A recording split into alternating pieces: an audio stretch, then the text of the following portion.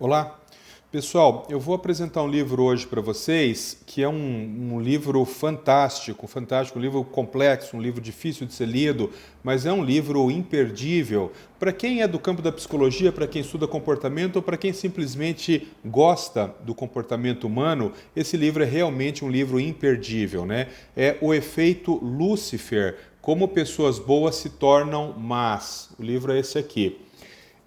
Ele é um livro grande, né? Um livro que ele tem quase 800 páginas, um livro aí para você, tem que tirar umas 2 semanas para ler esse livro. Esse livro ele foi escrito por Philip Zimbardo.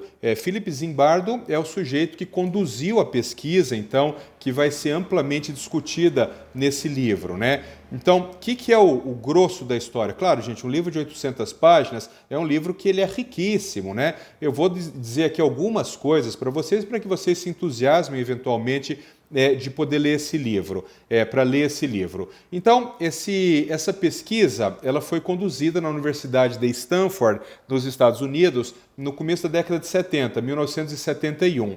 Então, esse Philip Zimbardo é um psicólogo, chefe de um departamento lá de psicologia, e ele, em determinado momento, ele publica num jornal ali da universidade que ele estava angariando pessoas, estudantes, para que pudessem participar de um estudo que ele iria conduzir ali. E tiveram dezenas, 70, 80 pessoas que quiseram participar desse estudo. Como que funcionava esse estudo?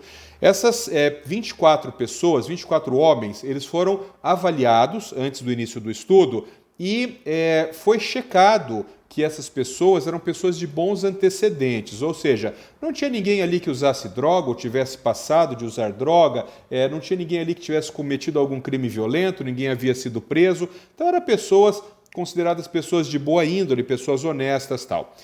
Esses 24 homens que foram selecionados, eles foram divididos em 2 grandes grupos. Um grupo seria o grupo dos prisioneiros, e o outro grupo seria o grupo dos carcereiros, que cuidariam do grupo dos prisioneiros. Essas pessoas foram levadas para o porão do Departamento de Psicologia da Universidade de Stanford e todo o porão ali, ele foi transformado, ele foi ambientado numa prisão, para que realmente as pessoas imaginassem que elas estavam presas e os carcereiros realmente imaginassem que estavam cuidando daquelas pessoas que estavam presas. Então toda a ambientação é essa, os carcereiros usam roupa de carcereiro, os prisioneiros usam roupas de prisioneiros, coisa e tal.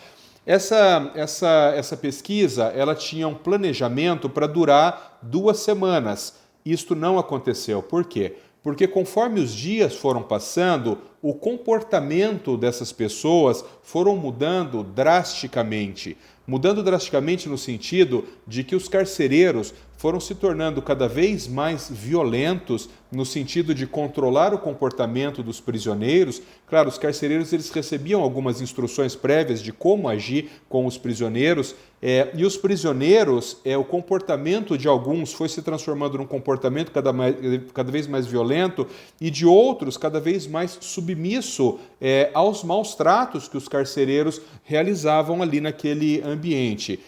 Depois de 5 dias, um dos prisioneiros surtou, ele precisou ser retirado do experimento. Os outros prisioneiros, os estudantes, né, que faziam o papel dos prisioneiros, quiseram continuar no estudo. O fato é que o estudo, depois de 6 dias, ele precisou ser interrompido por conta da degeneração comportamental que estava acontecendo ali. Então, esse estudo é um estudo, evidentemente, extremamente controverso, mas ele é um estudo da década de 70, quando os conceitos de conselhos de ética, de comitês de ética e tal, eram diferentes do que hoje, né? Hoje em dia, claro, seria muito difícil você ter uma aprovação de um estudo como esse. Bom, existe um paralelo desse o que ficou conhecido então como efeito Lúcifer, né? Ou seja, o seu comportamento ele vai piorando, tudo que você tem de ruim vai sofrendo agravamento e o comportamento das pessoas começa a ter impacto sobre o comportamento de outras pessoas. O ambiente começa a ter impacto sobre o seu comportamento. Então essas pessoas que eram pessoas de boa índole vão começando a ficar pessoas naturalmente ruins. Esse experimento, então, né, que é conhecido como o experimento de Philip Zimbardo, ele tem um paralelo com um outro experimento que aconteceu quase 10 anos antes, que é de 1960, 1962, que é chamado experimento de Milgram. Esse Milgram era um outro psicólogo norte-americano chamado Stanley Milgram, que ele faz um estudo, que é um estudo muito interessante, tem filme, tem vídeo sobre isso para vocês se informarem, né? Então, nesse experimento de Milgram, o que ele faz? Ele pega um sujeito aqui e um outro sujeito aqui. Põe esse sujeito numa sala e o outro sujeito numa outra sala. Mas essas pessoas, elas se enxergam ali, né?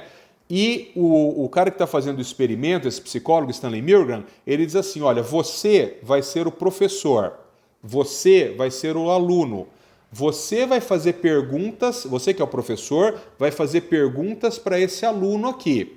Só que, cada vez que o aluno errar, ele toma um choque. Então você aperta um botão aqui e o aluno toma um choque. Vejam, o aluno, ele também fazia parte do experimento, ele também era um ator.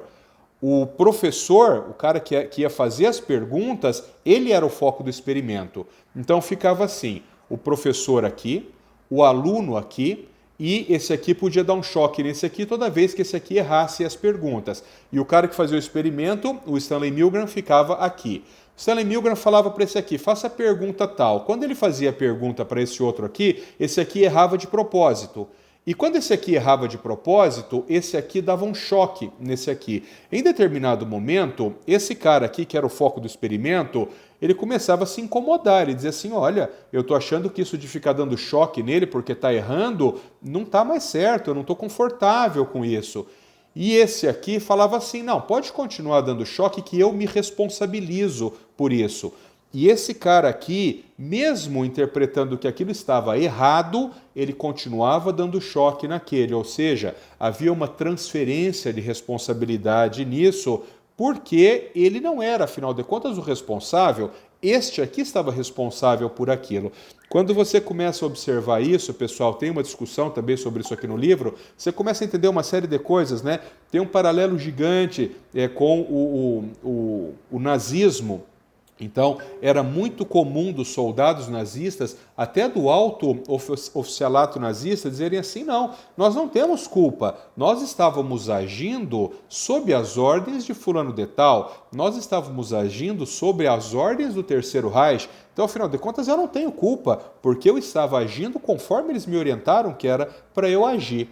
Então, esse livro aqui, eu considero, para quem estuda comportamento humano, para os psicólogos sobretudo, né, é um livro espetacular, espetacular. Vou mostrar de novo para vocês. Então, O Efeito Lúcifer, ele é um livro grosso, né, um livro de 800 páginas, Philip Zimbardo. Ele não é um livro difícil de achar, é um livro um pouco mais caro, mas não é um livro difícil de achar, mas acho que é uma obra imperdível para quem está nesse meio. Um abraço e fiquem com Deus.